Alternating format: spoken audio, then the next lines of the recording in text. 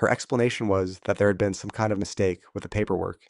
Pretty expensive mistake, I guess, because we had spent hundreds on clothes and toys for a boy. I still allowed myself to feel happy.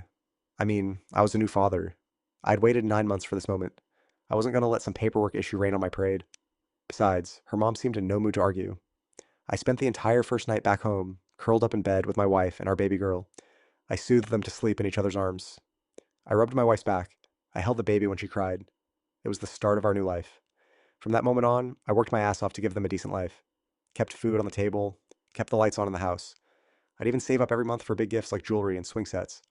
Watching my daughter grow up was one of the most magical experiences of my life. Watching her go from her first steps to her first day of school, seeing her grow into a blossoming young woman, and eventually walking across the stage for her high school graduation.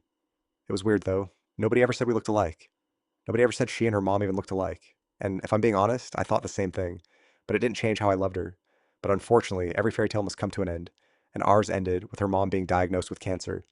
Those were some of the most difficult years of my life. Watching the woman I love lose her appetite, lose her hair, lose her life, it broke something within me. I was by her side every day, right there with my daughter.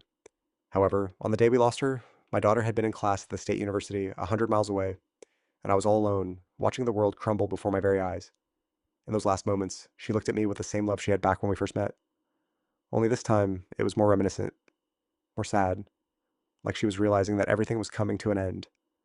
And that's when her face changed. Her smile faded, her forehead creased.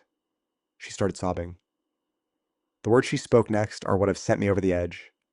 I've been questioning our relationship, our life, and everything in between ever since. I want to say I was lost, but truthfully, it made everything make sense. Because according to my wife, our son died at birth after some complications. I guess something snapped in her mind when she was told that her baby didn't make it. Instead of accepting, she rejected. My daughter was stolen, and I still haven't found the heart to tell her.